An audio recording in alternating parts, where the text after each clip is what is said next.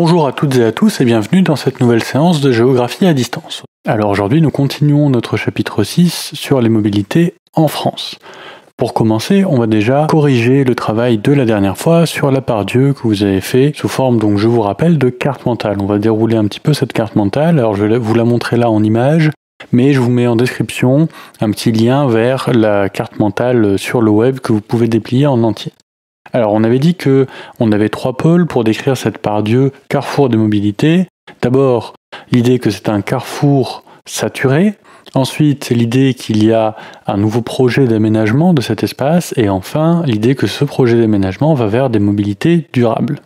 Alors, d'abord, du côté du carrefour saturé, on retrouve, à mon avis, 2 grandes idées qui sont d'abord le fait que la gare est exiguë, la gare est trop petite, et d'autre part, l'idée que la multimodalité est importante. Donc la multimodalité, c'est le fait de changer de mode de transport, d'avoir de multiples modes de transport, et donc on a une multimodalité importante à la part Dieu. Alors on déblie ça, la gare est exiguë, il y a 125 000 entrants par jour, et ce pôle multimodal est mal organisé. Alors ça c'est ce que vous disiez avant tout, votre document numéro 4.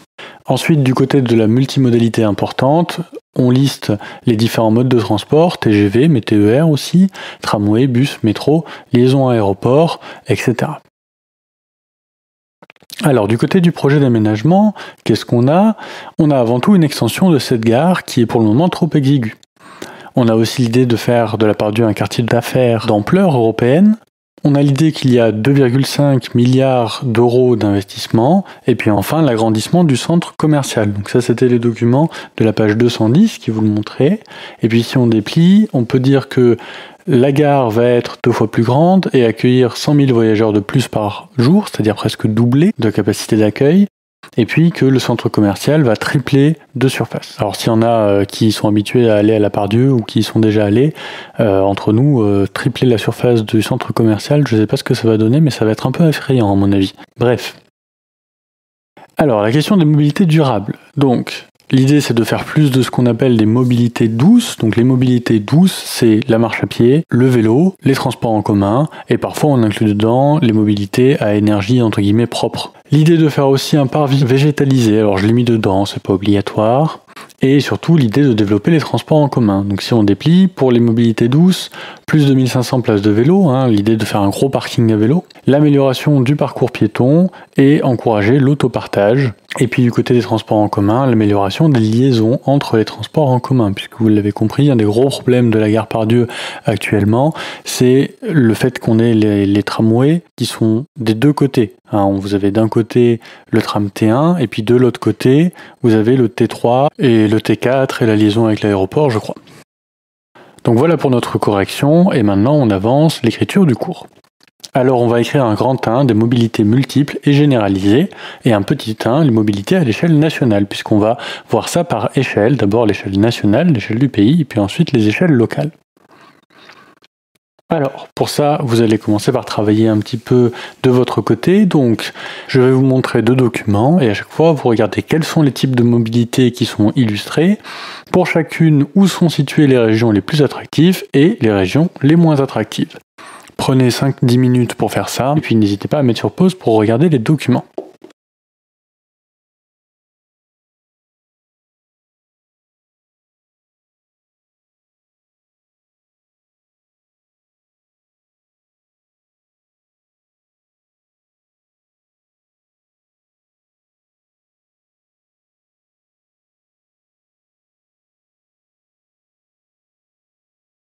Alors, corrigeons ensemble.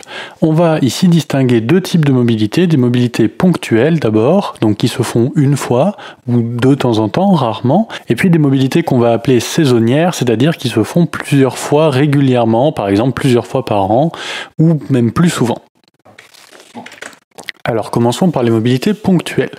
Le territoire français est traversé par des mobilités résidentielles, c'est-à-dire qu'on change de logement, qui sont interrégionales entre les régions. On change de région pour aller habiter dans une autre région. Ces mobilités, elles sont principalement à destination des régions du sud et de l'ouest. Et dans ces régions, elles sont principalement vers les grandes métropoles. A l'inverse, les régions du nord et de l'est, elles ont un solde migratoire négatif, c'est-à-dire qu'il en sort plus de gens qu'il n'en rentre. Ces mobilités observent donc des flux nord et est vers sud et ouest. Ces mobilités, elles peuvent être liées à l'emploi, on a un nouvel emploi, on est muté, aux études, généralement elles sont plutôt à destination de Paris, les étudiants ils vont souvent à Paris, ou elles sont dédiées à la recherche d'un meilleur cadre de vie, en particulier pour les retraités, c'est-à-dire que le Sud va attirer par son climat doux, la proximité de la mer, donc c'est ce qu'on appelle l'héliotropisme et l'aliotropisme. Donc l'héliotropisme, le soleil, hélios, et l'aliotropisme vers l'eau. La France reçoit aussi des flux d'immigration, essentiellement depuis l'Europe, vous le savez, et puis depuis l'Afrique. En 2018, 12% de la population française est née à l'étranger. À l'inverse, 1,8 million de Français se sont établis à l'étranger, surtout dans des pays limitrophes et en Amérique du Nord. Alors maintenant qu'on a vu ces migrations ponctuelles, parlons des migrations saisonnières, c'est-à-dire régulières. Alors ces migrations régulières, ce sont des flux touristiques. Alors je vous laisse regarder dans les documents suivants, il y en a 3, quels sont les éléments importants que vous allez retenir et mettre dans votre cours. Prenez une dizaine de minutes pour faire ce travail et on fait la correction ensuite.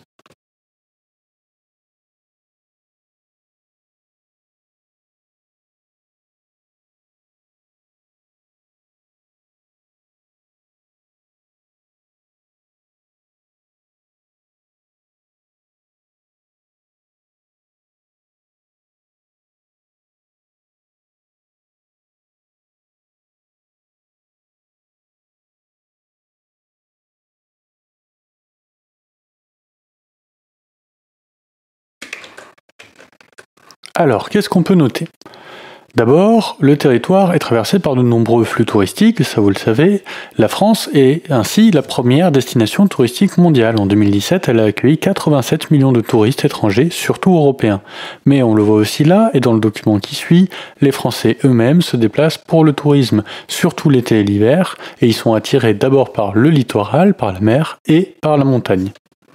On note également, même si ce n'est pas dans les documents, que les espaces les plus attractifs pour le tourisme sont les grandes villes. Paris, surtout, puisque l'Île-de-France accueille 30% de toutes les nuitées, c'est-à-dire les nuits passées en tant que touristes, et ça c'est pour leur patrimoine culturel.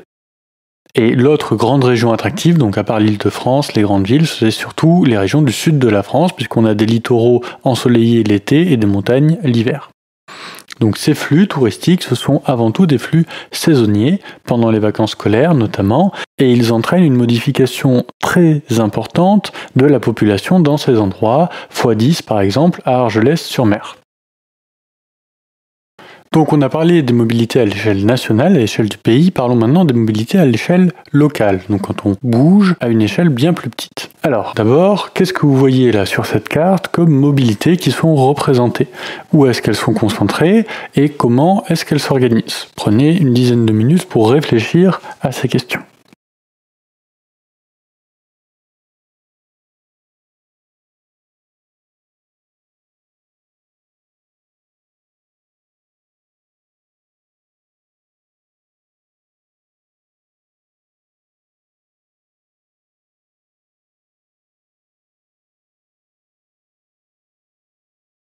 Alors la grande majorité des mobilités en France, ce sont des mobilités qui sont quotidiennes, qui se font dans la journée.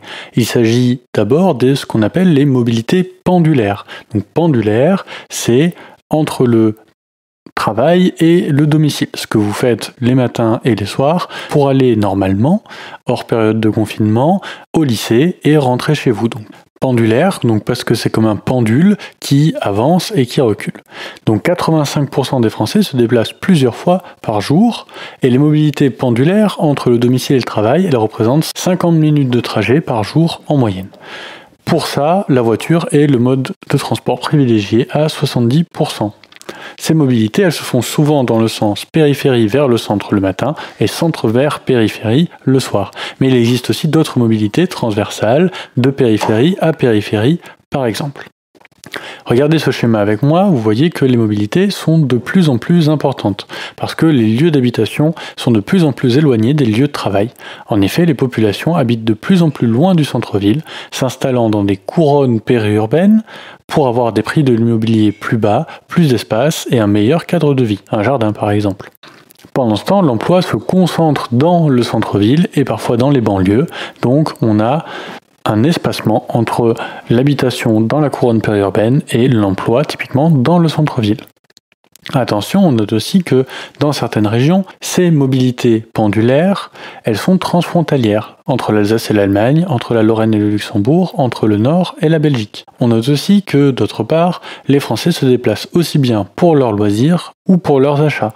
On parle plus alors de mobilité triangulaire pour qualifier ces mobilités quotidiennes vers plutôt donc les loisirs et les achats. Pour terminer cette séance, reproduisez le schéma de synthèse dans votre cahier. Voilà, c'est tout pour aujourd'hui. On continue la prochaine fois. Prenez soin de vous en attendant. À bientôt.